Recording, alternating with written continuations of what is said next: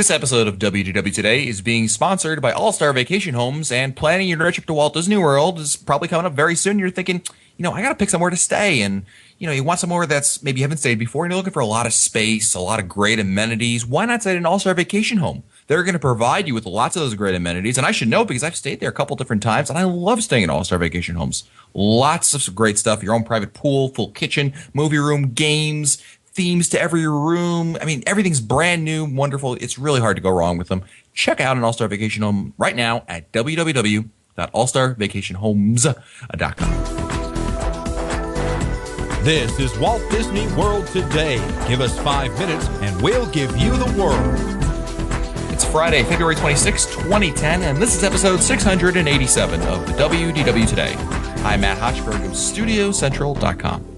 Joining me on today's show is Len Testa, co-author of the Unofficial Guide to Walt Disney World. And Len, I was just at a county fair last week, and of all the fried things that I ate, fried Oreos, fried Twinkies, is there anything really better than good kettle corn? I mean, fresh out of the kettle. No, in fact, I've often wondered whether I could just dive into the kettle itself and just swim around. Kind of like the money bin in DuckTales. Exactly. Nice analogy. That was great. Just cover me with caramel and call me done. Oh, perfect. Also joining us on today's show is Mike Newell of Mouse World Radio. Welcome to the show, Mike. Hola. Getting ready for TenFest. That's right, next week, baby. And also joining us on today's show is Mike Scopa, a senior feature writer and blogger for alleears.net. Welcome, Mike. We'll find him in the end, I promise you. Find him. Oh, Stitch's Great Escape. Nope. That was a good guess, but... No, it wasn't. If it was a good guess, it would have been right. Yeah, that's fair enough. Peter Pan's Flight. No, this is a pre-show. This is in a pre-show. I got nothing. What do you got? I got nothing. It's a line that's spoken by John Stop this Wayne. crazy thing. John Wayne in The Great Movie Ride when we're watching those film clips. Oh, yes. No, you don't, Ethan. No, you don't. That's right. Punches in the face. Wait, Wolf, what did you... Isn't it we'll find her in the end? He's going after Natalie Wood, right? Oh, we'll find him in the end, I promise you. It's him. It's him. I have it on an audio. I spoke to John Wayne himself. I fed him the line. I was off stage at the time. Well, I didn't want to say that, but... Yeah, that's awesome. Also joining us on today's show is the fabulous Annette Owens, a manager of customer relations and group services for MEI and Mouse Fan Travel. Welcome, Annette. Hey, guys. And our special guest today is Werner Weiss, who's the curator of Yesterland.com, which featuring discontinued attractions at both Disneyland and Walt Disney World. Welcome to the show, Werner. Hi, it's great to be on the show. Absolutely. Great to have you on here. And we brought Werner on to talk about something that, I think everybody likes to do is talk about attractions that aren't here anymore and kind of reminisce a little bit. And we've brought Werner on to help us with reminding us which attractions aren't here anymore. And we're actually going to start in Tomorrowland in Disney's Magic Kingdom. And we'll ask Werner to just basically, I think the way it'll work is Werner will just kind of, mention an attraction, give a quick synopsis of it, and we can just kind of reminisce about it like, whew, man, that was a thank God it's gone, or, tears and remembering the old times. So Werner, take it away. Which attraction do you want to start with? Well, let's start in the space that used to be the space that is now Buzz Lightyear's Space Ranger Spin, but it used to be 5 different attractions. Actually, it was 2 different attractions under 5 different names. Who wants to try to name them? Oh, that's a Scopa. It's a thing right there. Are you talking about Dream Flight? That would be the 4th one. Let me see. If you had wings. If you had wings. That's the first. Take presented Flight. by Eastern Airlines. Take Flight. That was the very last one, the 5th one. We've got 2 more to go, huh? Well, it started as If You Had Wings, sponsored by Eastern Airlines. When Eastern Airlines stopped sponsoring it, became If You Could Fly. Then Delta became the official airline of Walt Disney World. Delta Dream became Flight. Delta Dream Flight. Delta dropped out, and for about 5 months, it was just plain Dream Flight, and then it became Take Flight. I don't remember that attraction much. Noel, is that a favorite of yours? Oh, it was one of all-time favorites. Both. One of the all-time classic attractions in Walt Disney Right. World. Absolutely. Yeah. Absolutely. Because back in the day when you had to have the tickets, that one didn't require That was a one. So when you freebie. ran out of time, That's you right. had no more tickets left. That's where you went. Well, that must have been an A ticket or a B ticket. Do Do you remember, Werner, what that It was? was a no ticket. It was a It was a no sponsored ticket. attraction. It was a no ticket. Oh. So you, as Annette just said, you could go on the attraction without a ticket. You could ride it as many times as you wanted without a ticket. And in the original version, in the If You Had Wings version, it was Eastern Airlines taking you to their destinations in the Caribbean and Mexico. And I guess the idea was that once you got off that attraction, you'd want to book flights on Eastern, the Wings of Man, to And those I did. destinations. I so did. I love it. I want to book them right now. Exactly. In fact, let me just look at EasternAirlines.com and see see what's going on there. Nice. Wow. A lot of attractions in that one place, all about the same thing. Interesting. And then when Delta took over, though, it became more a history of aviation, a history of airline flights. A little less emphasis on destination, more on the aircraft and the evolution of flight. Yeah, and of course you can hear If You Had Wings, the theme song, I guess, on Mouse World Radio, Mike. Right, Mike? You're hearing it right now. If you there it had wings, This is actually Dreamflight. This is the load area for Dreamflight. Trust me, as many times as Mom and Dad made us do it, I could almost sing it. Love that This ride. is like the TTA back in the day. Yes. It was an awesome ride. I missed it when they closed this down permanently. I was really upset. How about too. when you felt like you were taking off on the runway? It really was I mean, technology wise, it was really incredible at the time. Warner, when did this attraction close? Do you have that date? Well, I have dates of various attractions of when they closed. The last Eastern one, I Air- guess. Yeah. the most recent one, Take Flight, left us in 1998. And opened this Buzz Lightyear Space Ranger Spin October 7th, 1998. And is still going strong today. wow, it's that old? Wow. Yeah. And what's didn't realize interesting that. is the track, the route that you take through Buzz Lightyear, that's still the same Omnimover track. The going tunnel. back. Remember the tunnel? Remember the tunnel? Mhm. It's still Yeah. there. It's almost With the same train and the flight and the, yep. effect. Yeah. Wow, listen to Annette, Miss Historian over here. Yeah. I'm telling you, back in the day, All right. my uncle and I spent an awful lot of time riding that ride. All right, Warner, what's next on your list? The next one is next door. It's Circle Vision 360. Ooh, also free. Also Free. free. Also free. Name the Sponsors? two sponsors. Monsanto and Black and Decker. oh, Really? Wow. What? I never knew that. I I started going guess through for the some first. brief period, I have to admit, I was aware that Monsanto sponsored it when it was America the Beautiful. Yeah. That the fact that Black and Decker was in there at some point, I didn't know that until I was looking around a little bit today. But it seems that a reliable source has said so. So I guess I should believe that. Though and- before I actually Wow. print it in Yesterland, I'm going to research that one some more. Black and Decker. So I remember this was one of the few attractions that I remember my entire family being on back in the 70s, and I distinctly remember my parents being very impressed with. There was I guess there was a scene where you were in a fire truck, and it was either going down a hill or turning. And I remember my parents being very impressed that you felt like you were turning while you were in the film, even though we were all just standing around. That's right. That was one of those sped up scenes. So you really felt the sense of speed because the motion was going on all around you, but there was no motion base. The theater itself was not moving in any way. Now, there were 3 different movies in that space, not counting time. Well, let's count Timekeeper. There were 4 different movies in that space. So instead of putting you on the spot and making this into a quiz, let me just run through them quickly. The first one was America the Beautiful, which was the AT&T movie from Disneyland. Back in the 70s. Then it became Magic Carpet Around the World as they expanded and went on a longer journey. Was Then it they did was American- actually around the world, Around the World. but it wasn't mostly featuring the U.S. and then just a little bit around the world. It was actually around the world. I think it was a lot of Around the World. So it's interesting because it's probably going to be. I mean, what Soren will eventually be, right?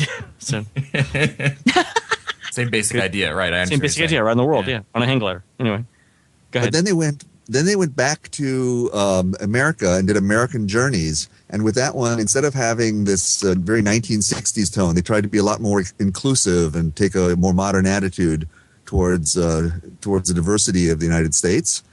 And then before the attraction closed, before the attraction became Timekeeper, Magic Carpet Around the World came back, and then finally Timekeeper. And with Timekeeper, they added the AA figure, the celebrity voices, and a plot. And that was the big change there.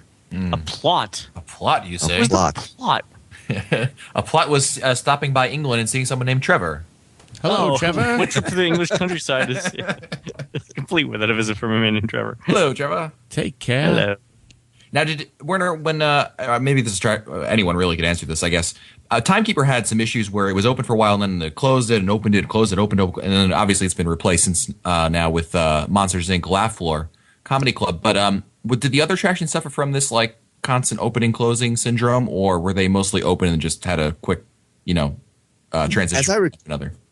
As I recall, they were open, but they didn't have very large crowds because these 360 movies, I mean, they're wonderful. But if you think about the ones that are still at Epcot today, you just don't have big crowds for them anymore. People see it once or twice or 4 times and don't want to go on it over and over. Yeah. So Annette, your family would rather go on if you had wings than this one, any of these iterations. Well, yeah, my family, even back in the day when I was little, it was more about riding than standing and watching a film. Once you'd seen it one time, you kind of, okay, you've stood and watched the film. Scopa, which one was your favorite? The very first one. Okay. Is there any reason for it that you like that iteration the best? I think that when it was the first one, the first time I had ever experienced Circle Vision and Nine Eyes and everything, and it was I think that it made a huge impression upon me, and I was thinking about what other things they could do with it. So I think why I like it is because I think the reason why I like it is it made me think about other things they could do with it. Cool. What's next, Werner? Let's move across the way. Werner, Yes. let me ask: is there anywhere online where we can find the America the Beautiful film? Probably, but not in 360 unless you take 9 monitors and circle them all around you. That's the Mike Newell I setup. see Mr. Testa doing this right now. Tell me more, Werner. You need to buy 9 27-inch IMAX, put them in a circle. And then It can be done. I don't know. Then take it from there. How about that? all right, cool. All right, go ahead. What's next, Werner? How about Flight to the Moon, which was again one of the attractions that opened in 1971 and had numerous other attractions in that space. Yes, this is the same place that Mission to Mars was in, right? Right, in 1975, it became Mission to Mars, and because Flight to the Moon was obsolete before it even opened. Man had already landed on the moon before that attraction opened. Wow. So it wasn't all that futuristic at that point. Mars was still futuristic. In fact, I guess it could still be futuristic in that we still haven't gone to Mars. Right, and of course at least. And of course, a little bit of that Mission to Mars attraction still lives in Mission Space. That's right. A little that animation. You want to talk about it, Len? Because I know I'm totally. You told me about this first, so I'm ripping you off. Ooh. It's the I believe it's the giant. No, that's Horizons, isn't it? Yeah, no, the duck or the goose. The duck, right? The landing duck in Mission Control. There's a film of a duck trying to land, and I guess Mission Control thinks it's a spaceship trying to land, and that's so they immediately break away from whatever they're doing and look at this duck, and they focus on it, but it's actually from Mission to Mars. Yeah, very good. I think the name of the guy that's Mission Control too is also from Mission to Mars. Oh, right. I'm trying to remember the name of the guy now. Does anyone remember his name? Richard or something. I could be wrong. Wow. That's It's just totally wrong. I thought wasn't there like one of the like Mr. Tom Morrow or one of those names that you hear on No. That's Tom Morrow was in one of the early ones. It was either in Flight to the Moon or Mission to Mars. Was Tom Morrow? I don't remember which was which. Okay. And that name keeps popping up, including on the previous soundtrack of Tomorrowland Transit Authority. Yeah, Mr. Tom Morrow, your party from Saturn's arrived. Please give him a ring. Please give him a ring. Hey, now we have 2 versions, not just one but 2. Extraterrestrial, which is hard to say, Alien Encounter. Yes. I don't know. I assume you've seen the Stitch show over there. I've seen the Stitch show, and I saw the second Alien Encounter, but the first version of it was there such a brief time that I never even saw it. Scopa, do you remember the first version of Alien Encounter? I'm trying to remember which one I saw. I think. Do we know when Alien Encounter first opened? The soft opening of the old version was 1994, December 1994, and then I think the newer version opened, I believe, June of 1995. And my dates might be wrong because I got these off Wikipedia, not off my own site. So take it for what it's worth. I just missed the first one then, but I did hear that it was too intense and that I think Michael Eisner at the time asked the Imagineers to tone it down a bit. I do remember that. It would make sense those dates, Werner, because I remember that's when they redid Tomorrowland into the from a real Tomorrowland to like a whimsical Tomorrowland. It's like Blade Runner now. Yeah. Nice. The tomorrow that never was, or something like that. It always will be, right? Yeah. Keep going. What's next, Werner? Well, in that same space, we have Stitch, so I guess he's still there. So we don't. Let's move around the corner now to the Skyway to Fantasyland. The good old days. Remember being on this with my grandparents and them not letting me or my sister stand up. A rocket? Yeah, a rocket. Yeah, because they were afraid we would fall off and die.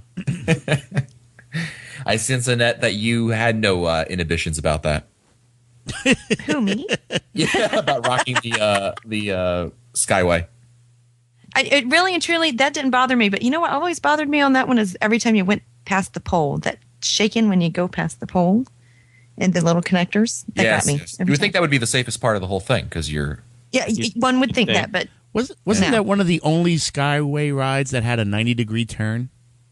I was about to say that. You went down almost to ground level again and made a rather sharp turn as you headed to Fantasyland compared to the one at Disneyland where you got to go through the middle of the Matterhorn in the middle of the ride. And there were always... It's been closed for many years now, and there are always hopes that maybe it would reopen at some point because the buildings were still there, but they knocked down the one in Tomorrowland last year to make room for the Stitch's Supersonic show thingy that closed very quickly. Weren't the poles taken which is down also years on my back? list. Oh, is it? Awesome. We don't need to mention I can't that believe one. that even rates a mention, though. You mean we don't include attractions that lasted a month and a half? Yeah, No. There's a reason for that. Move Yeah, along. I mean, the ink wasn't dry on the map yet, right? What were you going to say, Newell? No, I said, didn't they tore down the poles a long time ago? Yeah, the poles were gone. Yeah.